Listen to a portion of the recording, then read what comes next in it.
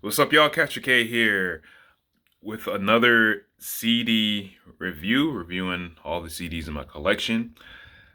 The next CD that was on the list is El Guante's Haunted Studio Apartment. This came out in 2008 on True Roots Speakeasy Records, which is a local music label here in Minnesota.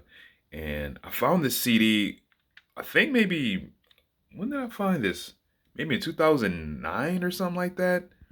And I think before I got this CD, I think I heard of Guante locally because he's a local a poet and an MC, and I think he does like workshops and stuff like that. Shouts to Guante. Me and him have collaborated on a project called Post Race. And the funny thing is, I was even trying to find that where I think I have I think I have a lot of copies of Post Race somewhere.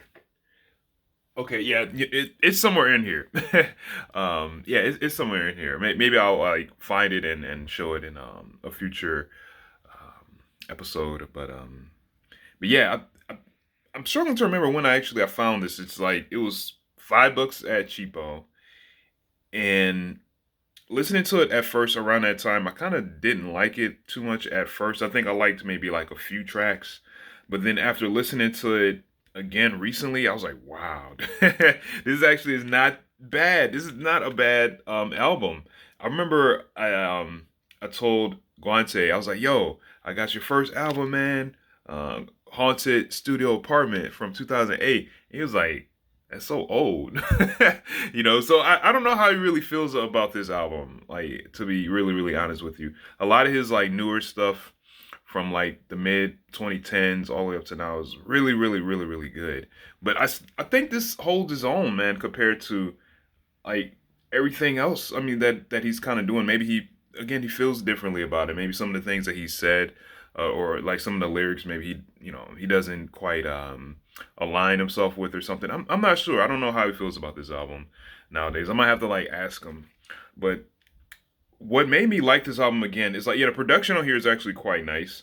And I noticed like if you look on the back, there's three sections in this album. Okay, the first, I would say this first section or whatever. This is like kind of like straight up like kind of like jazzy, soulful, sample based beats and stuff, raw lyrics. And then the second one, I'm gonna be honest, I didn't really like this second uh section too much. It was a little, the beats was getting a little kind of like weird or whatever, a little too like electronic, and I think lyrically he was getting a little uh sort of aggressive or whatever. And then this final section, it's like it's called Death Poetry Jam. It's like live recorded poems that he's done on stage, and it's pretty cool. There's like interludes that's like introducing him and stuff like that with music and stuff, and it's pretty like immersive, like kind of like brings you like into the show, and that's really cool. And I like how he kind of like sectioned everything off like that, instead of just like splitting things. I mean, he could have done that. He could have split everything and like make it, their own little albums and stuff like that, own little like EPs. But overall, yeah, Guante, yeah, he's good, man. He's really good, really dope MC, really good poet. He can go from like political type commentary, and then, or he can go to pop culture if he wants to, or getting really like personal, introspective. One thing I noticed that he doesn't like try to run circles around the listener. Everything he says is like really just like straight up, and